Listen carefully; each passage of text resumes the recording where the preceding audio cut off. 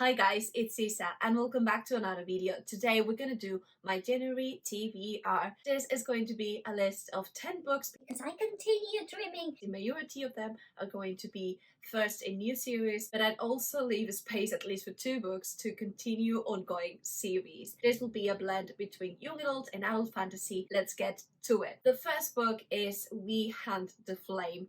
This is the beginning of a young adult duology inspired in Arabia, which seems so magical, and I'm all for it. And it seems that this story talks about a land. The only thing that can stop the invaders is kind of magic, and we will have 2 points of view. The first one of a girl that is a hunter, and the second one is of this prince that is kind of a prince of death because he is kind of an assassin. And it seems that this girl, the hunter, has been tasked to retrieve an artifact that might restore magic, and this prince is also tasked on retrieving this object but killing the hunter. It seems that the destiny of the two will blend, and the story will unfold further. Continuing with this very vivid setting, I will have City of Brass, the first one in the Devabat series, and it seems that in this story we will follow this girl that has a little bit of magic, but she doesn't really believe in magic, and she kind of lives as a con artist. In one of her cons, she kind of summons a jinn. After the summoning, she cannot deny anymore that magic isn't real, and it seems that her destiny and the one of the jinn intertwine, and that they will need to start this quest to get into the legendary city of Brass, where magic, politics and intrigues reside. It was recommended by a friend of the channel. We go then to the Goblin Emperor, and we will follow this guy, which is the son of the emperor, and he is a half goblin. All his life he has lived in exile, but when his father and his 4 brothers died mysteriously, he will need to retrieve his space in the throne, and he will need to manage the different intrigues that are unfolding around him. He will be lonely, but he will need to, grab his destiny and hopefully move forward in this situation where the enemies are lurking in the shadows. And now we will start also with first in a series but that are somewhat more new, Jade Fire Gold, which was released in October and is a Chinese inspired story where we will follow 2 points of view. It seems that in this world the first point of view is of a girl that has a little bit of magic, but she doesn't have a past, she doesn't have a family. And the second one is of this man that he is the rightful heir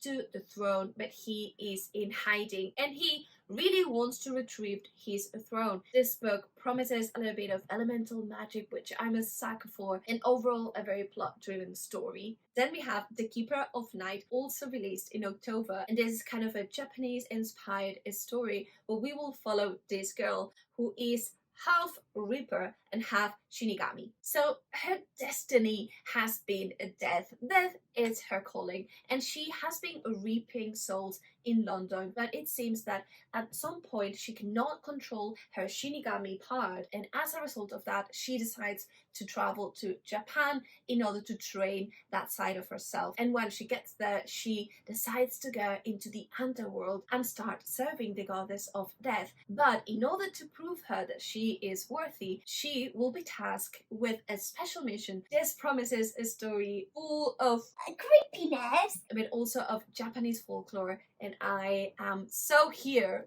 for it. And continue with new releases, and this one will be fresh. We will have The Daughter of the Moon Goddess, which is also an Asian inspired story where we will follow this girl that is the daughter of the moon, a goddess. And she would like to free her mom, which seems to be trapped. And in order to do so, she will start this quest. And in that quest, she will face the most powerful person in the whole empire. This promises to be a beautiful story full of folklore and overall very plot driven. Changing now to adult fantasy, but continuing with new releases, I would like to read The Amber Crown. This story seems so interesting. It seems that in this kingdom the king has been killed, but the king comes up as a ghost and talks to different people and commands them a mission. We'll follow 3 points of view. The first one is of the bodyguard of this king, the one that allowed the king to be killed, and he is kind of a failed bodyguard, and of course he will need to deal with a guilt. The second one is of a witch, a sorceress of the swords that can walk into the Shadowlands and seems so interesting. And the third one is the one of an assassin. I'm not sure if this is the assassin of the king or not, but it seems that the destiny of the three will blend, and they seem to be the only ones able to stop the usurper of the throne.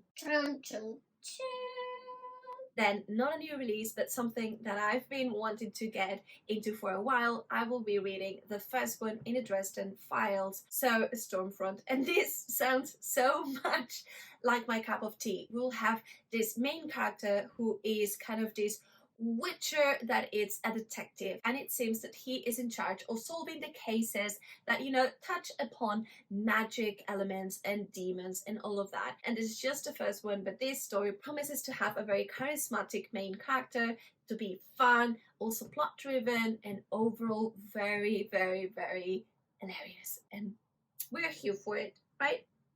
And last but not least, I have left 2 spaces for continuations of the series. The first one is the continuation of Foundry Side, the second book to the Founders Trilogy. And I love the first book. This story is placed in this world where it seems that there are different houses, and these houses have managed or have learned to write inscriptions in the objects, and these objects then are able to do stuff. For example, you can write something into a door and that door will be closed forever, and this magic has been brought upon this whole territory, and it has created huge differences. We have people that is very, very, very rich, and they are the ones that benefit from this magic, and then we have the very, very, very poor, and they are kind of illiterate, they don't know how to do this kind of stuff. But of course we have the smugglers and the ones that have learned this kind of magic. From this territory we'll have our main character, who is a thief. She has a special power, and this power is that she can sense the feelings of the objects, which makes her the best candidate for thieving a lot of stuff. And she is charged at some point to steal a very mysterious artifact from one of the most powerful houses, and when she does, makes her the point of everyone, and from that point onward she will be chased down. This is fantastic. It's a very good blend between a plot driven and a character driven story. It touches a little bit on a chosen one, but it's also a lot of founded family kind of trope, and it's also kind of a quest, a heist. There are so many good elements to it. And the second one, and it goes a little bit more light, I guess, is Legendary. The second book in the Caraval series, and this first book follows this girl that goes into Caraval, this kind of magic circus kind of vibe thingy that happens every now and then, and it's a very VIP, and it seems that she and her sister can get into Caraval, and when reaching there her sister gets kidnapped, and the whole game is placed on how we can find this sister, and so she will need to follow different clues in order to find her sister, but also discover what is happening in Caraval. It's a very whimsical story. It's a very fast-paced, very plot-driven. I consumed it almost in one sitting. Overall, the story, the enemies to lovers, the banter between the characters was really fun. And that was it for today. I really hope you liked this video. If you did, give it a thumbs up. If you want to see more videos like this one, subscribe to the channel if you will, and let me know down below what is your January TBR, and I really hope to see you soon in another video. Bye!